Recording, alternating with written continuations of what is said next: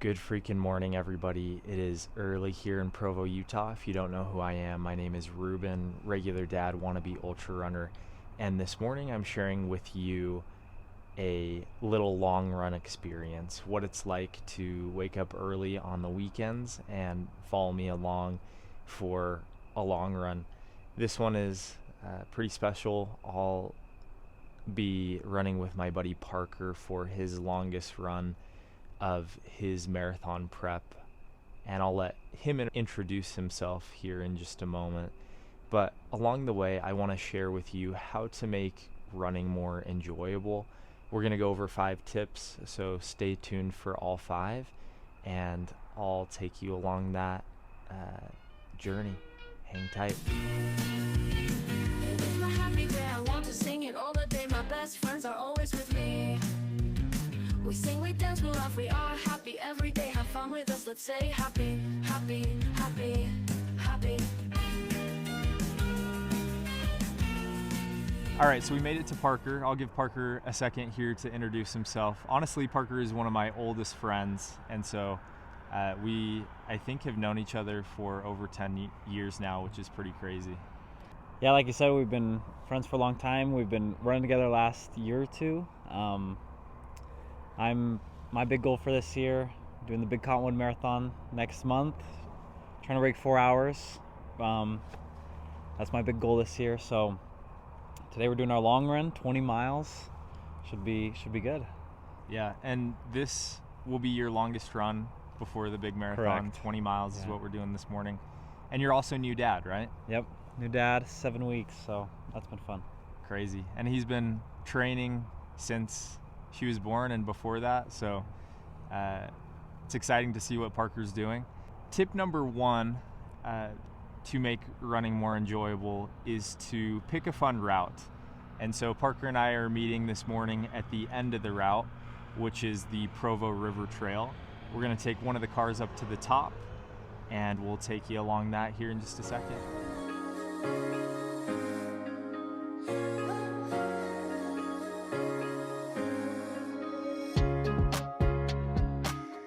So tip number 2 is run with friends.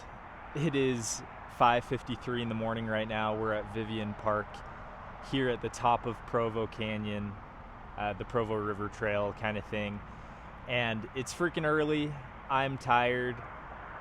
I don't really want to be on this run right now, but having a friend here, Parker, makes these runs so much easier. We've done countless long runs together and daily runs in between over the last couple of years, and having a friend with you definitely makes things a lot easier and running more enjoyable.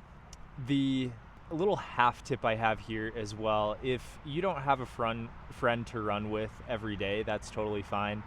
I probably run with friends 2 days out of the week, but I'm running twice a day most days and a ton of other times in between. And what I do instead of running with friends is I'll listen to a podcast, I'll listen to music, and I think that's a great way to make running a little bit more fun, switch it up a little bit. So again, tip number 2, run with friends or listen to music if you can't. And now let's get on the trail. We've got 20 miles to go, so we'll give you some more tips along the way and show you some of the route once it gets a little bit lighter.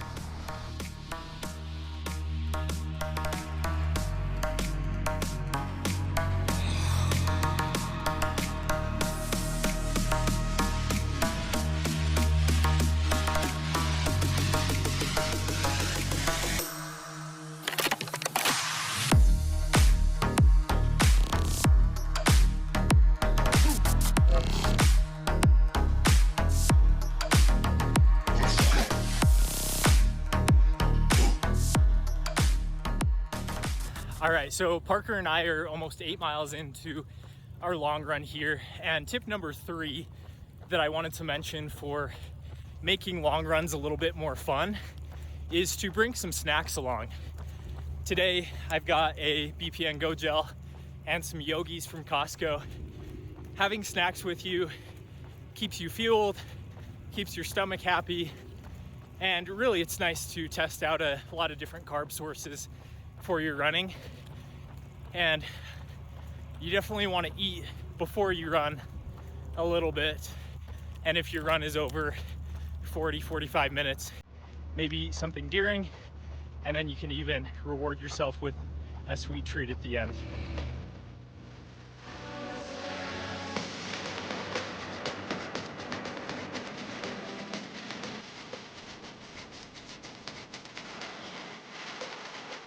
So Parker and I are just taking a little water break here on the Murdoch Trail. We took a little detour going this way and then are gonna finish the last 8 miles or so of this 20-mile run on the Provo River Trail. So the fourth tip I have for you today is to keep your runs easy for the most part. What that means is conversational pace. If you're able to have a full conversation with someone while you're running, that is a good sign. If you're looking at your heart rate, anywhere between 135 and 155 is usually an easy zone 2 pace, which I think is great. Really on these runs, you want about 80% of them to be easy and 20% can be fast. And that will really make your runs a little bit more fun instead of having to push yourself to the max where you feel like you're dying every run. That's not what running is.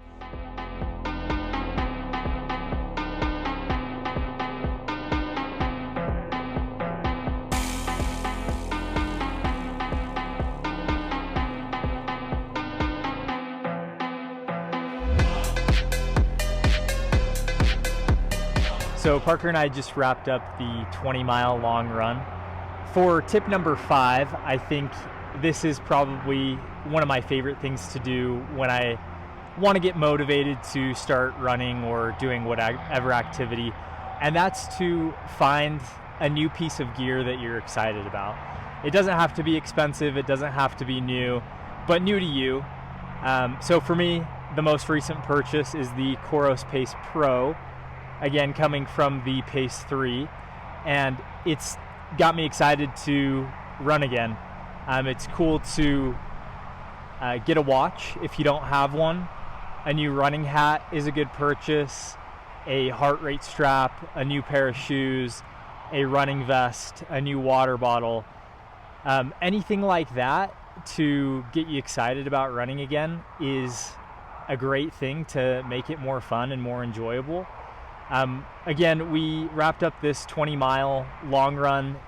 The average pace for me was about 9:07. Kept it super easy. Average heart rate was under 140 beats per minute. So pretty easy efforts. We also did 2 3-mile pickups at Parker's predicted marathon pace for his race that's coming up here in a couple of weeks. So hopefully that helped him get ready for his race, and I think this will definitely help me for the 50-miler coming up here soon. I appreciate you joining this video with me. If you enjoyed, feel free to like and subscribe, and let me know in the comments what else you do to make your runs more fun and enjoyable. See ya.